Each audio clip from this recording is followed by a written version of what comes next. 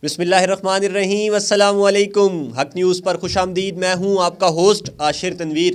ناظرین، پی T I کی اگر بات کی جائے تو بڑے بڑے لیڈران، ان کے بڑے بڑے رہنما پارٹی چھوڑ کر بھاگ گئے ہیں۔ اگر میں کہوں کہ تتر بتر ہو گئی ہے پوری پارٹی تو یہ غلط نہیں ہوگا، لیکن اسی تناظر میں دیکھیں، اسی پلیٹ فارم کو دیکھیں تو جو ڈائی ہارڈ سپورٹرز اور ڈائی ہارڈ ورکرز آپ کہہ لیں، جو ورکرز کا جو فیکٹر تھا نا، وہ ابھی تک اسی طرح اپنے جان و مال کے ساتھ ان کی قربانی دینے کے لیے عمران خان صاحب کے ساتھ موجود ہیں اور ان کا شانہ بشانہ ساتھ دے رہے ہیں۔ لیگل ٹیم تو ایک الگ، لیکن جو ورکرز ہیں وہ بھی ان سختیوں کو برداشت کر رہے ہیں، جھیل رہے ہیں اور بہتر پرفارم کرنے کی کوشش کر رہے ہیں۔ اس پر آج بات کریں گے۔ میرے ساتھ موجود ہیں میڈم وردہ خان، جو پریزیڈنٹ ہیں ڈسٹرکٹ کوسار مری کی۔ میڈم سے بات کریں گے کہ ایسا کیوں ہے کہ پی ٹی آئی کے جو بڑے بڑے نام تھے وہ تو سب چھوڑ کر چلے گئے، لیکن جو ورکرز اور سپورٹرز ہیں، جو تنظیمی لوگ ہیں، وہ ابھی تک موجود ہیں۔ السلام علیکم میم۔ وعلیکم السلام۔ شکریہ میڈم، آپ نے ٹائم دیا ہمیں۔ سب سے پہلے آپ کا شکریہ کہ آپ کے چینل نے مجھے انوائٹ کیا۔ نہیں، آپ ہمارے لیے یہ باعث فخر ہے۔ مجھے سب سے پہلے میڈم یہ بتائیں کہ آپ کے خیال میں ایسا کیوں ہے کہ ساری رہنما چھوڑ کے چلے گئے ہیں پی ٹی آئی کو؟ کوئی دو چار تو رک جاتے، کوئی بھی نہیں رکا۔ نہیں، ایسا نہیں ہے کہ سارے ہی چلے گئے ہیں، ابھی اور بھی ہیں، ایسا نہیں ہے، لیکن کچھ پہ جو پریشر جن کو دیکھیں آپ کے سامنے ہمارے ساقت علی عباسی نے آخری ٹائم تک کھڑے رہے ہیں، ٹھیک ہے، لیکن ان کو جس طرح وہ اغوا کیا گیا، یعنی گرفتار کیا گیا، اغوا کیا گیا، لے کے گئے اور ان پر جس طرح تشدد کیا، تو ظاہر سی بات ہے تشدد کرنا اور ان پر ظاہر باتیں کرنا تو انسان بھی چھوڑ ہی دیتا ہے، لیکن کیا کہہ سکتے ہیں۔ اور جو ابھی جو چھوڑ کے چلے گئے ہیں تو اچھی بات ہے کہ بھگوڑے چلے گئے ہیں، اچھی بات ہے۔ نہیں، ہم تو یہ چاہتے ہیں نیو جنریشن آنی چاہیے، ہم یہ چاہ رہے ہیں کہ نیو لوگوں کو دیکھیں، پہلے خان صاحب کا مشن تو یہی تھا، ان کا موٹیو بھی یہی تھا کہ یوتھ آگے آئے، ینگ لوگ آگے آئے، لیکن جب اس طرح کے لوگ پارٹی میں انٹر ہوئے تو وہ جو آپ کا ایک پورا جو بلڈ لائن تھی پی ٹی آئی کی، وہ پیچھے ہو گئی اور اس طرح کے لوگوں نے قبضہ کر لیا۔ تو اب آپ کو امید ہے کہ اب ینگ لوگوں کو ٹکٹ ملیں گے پارٹی میں اور ساری چیزیں ہوں گی؟ امید بھی ہے، اور دوسری کہ یہ تو ہونی بھی چاہیے۔ دیکھیں ینگ جنریشن ابھی بھی کھڑی ہے، مجھے آپ دیکھ لیں، میری قربانی آپ کے سامنے، پوری مری کے سامنے میری قربانی ہے، تو یہ قربانیاں ہی دیکھی جائیں گی۔ اور عمران خان کے ساتھ وہ بھی ایسی بات ایک دھوکہ ہی ہوا ہے نا، ان کے ساتھ وہ بیچارے برداشت کر رہے ہیں، تو انشاءاللہ مجھے امید ہے۔ اور ویسے بھی عمران خان ضرور نیو جنریشن آگے لے کر آئیں گے اور یوتھ ہی آگے آئے گی انشاءاللہ۔ اچھا، مجھے یہ بتائیں کہ آپ لوگ جس طرح اب ویورز کو میں یہاں بتانا چاہوں گا کہ بڑے بڑے انسیڈنٹس میں آپ کا نام آیا اور واقعات میں آپ کی ملوث ہونے کے حوالے سے آپ کو جیل بھی آپ کچھ عرصہ رہ کر آئیں آفٹر 9th میں۔ مجھے بتائیے گا کہ یہ مسئلہ کیا تھا تھوڑا سا، پھر اس کو عمران خان کے اوپر کیسے ڈال دیا گیا ساری بات کو؟ دیکھیں، عمران خان نے کبھی بھی ہمیں یہ نہیں کہا کہ آپ داروں کے خلاف باتیں کریں یا کچھ بھی ایسی بات کریں، ٹھیک ہے، فوج کے خلاف بات کریں۔ ہم نے امن احتجاج کیا تھا۔ میں مار روڈ پر کھڑے ہو کے جی پی او چوک پر، اپنے بھائی کے بچے تھے 4 سال کے، اور یہ میں ایک لیڈی، ایک میں تھی اور میری امی تھی ساتھ، تو ہم نے مل کے احتجاج کیا تھا اور ان نے جس طرح ہمیں لے کے گئے، تو انہیں 9 مئی کو پتہ نہیں کیا بنا دیا، 9 مئی، تو اس میں اور بھی لوگ مولس شامل تھے، یعنی کہ یہ نہیں ہے کہ صرف پی ٹی آئی کا۔ اس میں آپ نے شاید بات وہ ہیں تو آپ کو پتہ ہوگا کہ اس میں ایک نون لیگ کے جو بندہ تھا، میں آپ کا نام نہیں لینا چاہتی، وہ لوگوں کو اندر کہا رہا تھا کہ آپ اندر آ جائیں۔ جی، میں یہ کہوں گی اس بارے میں، تو یہ 9 مئی کو انہیں پتہ نہیں جان کے ظاہر سی بات ہے انہیں عمران خان کو اندر کرنا تھا اور یہ چاہ رہے تھے پارٹی کسی طرح ختم ہو جائے، تو انہیں یہ ایکشن کرنے تھے، ایسے یہ بولنے تھے، تو کوئی بات نہیں۔ اچھا، یہ بتائیں کہ جب آپ کے اوپر یہ مصیبت آئی، جیل، ظاہری بات ہے بڑا سوشل پریشر ہوتا ہے، فیملی بیک گراؤنڈ انسان کا ہوتا ہے، کیسے آپ کو پھر ہینڈل کیسے کیا اس پریشر کو؟ فیملی کی طرف سے پریشر تو ہوگا کہ چھوڑ دیں ساری چیزیں؟ جی، ایکچولی میں مینشن تو نہیں کرنا چاہتی تھی لیکن کرنا پڑا اس وقت پہ۔ ایکچولی میرا رشتہ طے ہوا تھا، میری شادی تھی جس دن مجھے پکڑ کے لے کے گئے تھے، اور وہ ختم ہو گیا سب، ظاہر سی بات ہے بیس آف یہ جیل کا۔ میری امی نے جس طرح، میرے ابو نے جس طرح فیس کیا، ظاہر سی میرے حال سے ماں باپ آپ کے ساتھ کھڑے ہوتے ہیں، اس طرح آپ کی فیملی نہیں کھڑی ہوتی ہے۔ بہت سی باتیں محلے والے اور اسٹریٹ والوں کے آگے پیچھے کی باتیں برداشت کی، لیکن میرے امی ابو آج بھی میرے ساتھ کھڑے ہیں اور کھڑے ہیں وہ بڑی اچھی بات ہے جی. اچھا یہ پارٹی کی طرف سے کوئی سپورٹ نہیں ملی آپ کو؟ جو لیڈران تھے انہوں نے نہیں آ کے مطلب ایک ہوتا ہے نا کہ آپ کو آ کے اپریشیٹ کرتے ہیں کہ ہاں یار آپ ہمارے ورکر ہو, آپ ہمارے لیے کام کر رہے ہو, ہمیں پتہ ہے, یا خان صاحب کی طرف سے یا اور کسی کی طرف سے؟ نہیں بالکل مجھے اپریشیٹ کیا گیا تھا. میں جب کیونکہ میری پٹیشن جو فائل کی تھی وسیم صاحب نے کی تھی, صداقت علی عباسی میری امی کے ساتھ ٹچ میں تھے, اور لطافت ستی صاحب میری ساری بہنیں ان کو کال کرتی ہوتی تھی, اور سب ان میرے ساتھ ان کے ٹچ میں تھے. جب وہ پی ٹی آئی میں ہی تھے. پی ٹی آئی میں تھے. اب تو ان کو زبردستی ظاہر سی بات نکال دیا گیا ہوا ہے, انٹرویو دیتی ہے.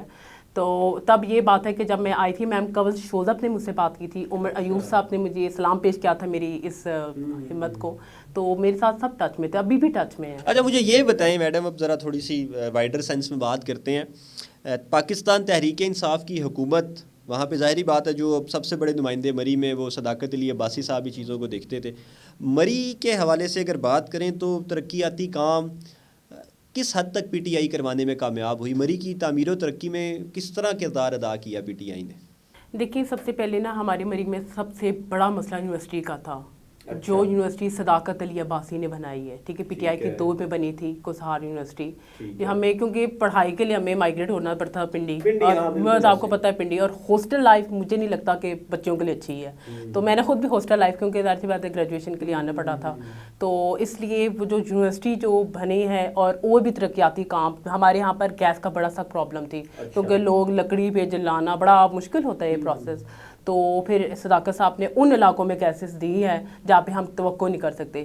یہی شاید کان عباسی صاحب کہتے ہوتے تھے یہ بنجر زمین ہے, یہ تو کچھ نہیں ہو سکتا, لیکن یہ بات ہے صداقت صاحب نے پی ٹی آئی کے دور میں یہ کام کر کے دکھائے ہیں. اچھا مجھے یہ بتائیں, اب صداقت صاحب الیکشن تو لڑیں گے اور اب آپ پی ٹی آئی کے ساتھ ہیں, تو اب ان کے خلاف ووٹ دیں گے آپ کسی کو؟ جس طرح آپ بتا رہی ہیں کہ صداقت صاحب نے کام تو کیا, لیکن اب کیا اب ان کے خلاف ووٹ دیں گے, کیا کریں گے آپ لوگوں ورکرز کی کیا اسٹریٹجی ہے اس کام میں؟